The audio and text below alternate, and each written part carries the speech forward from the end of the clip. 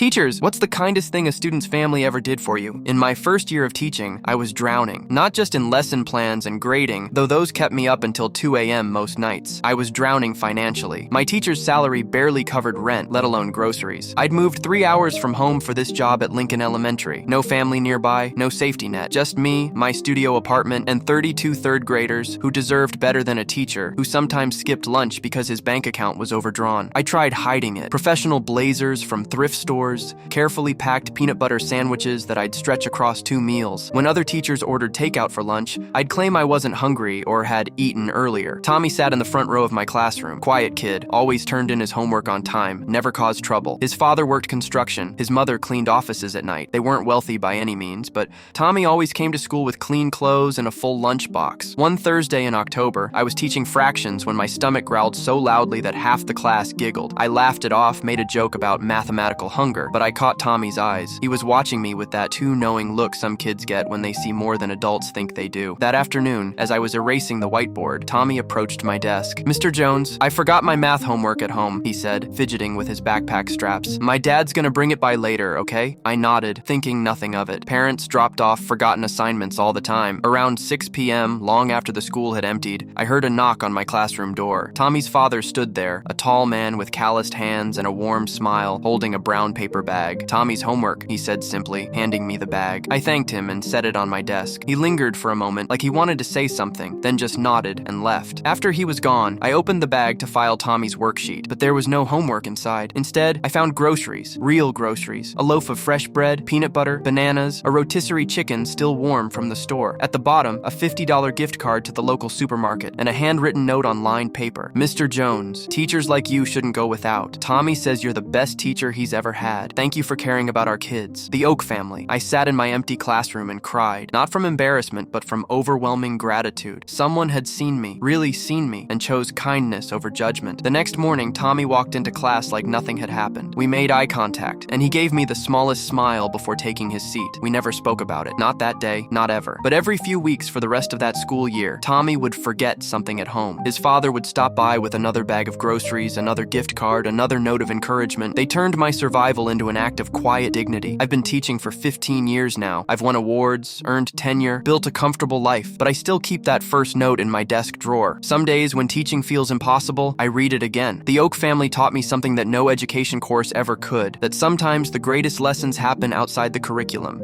and that kindness, real, intentional kindness, can change everything. Tommy's in college now, studying to be a teacher himself. I wonder if he knows that his family didn't just feed a hungry teacher that year, they fed a calling.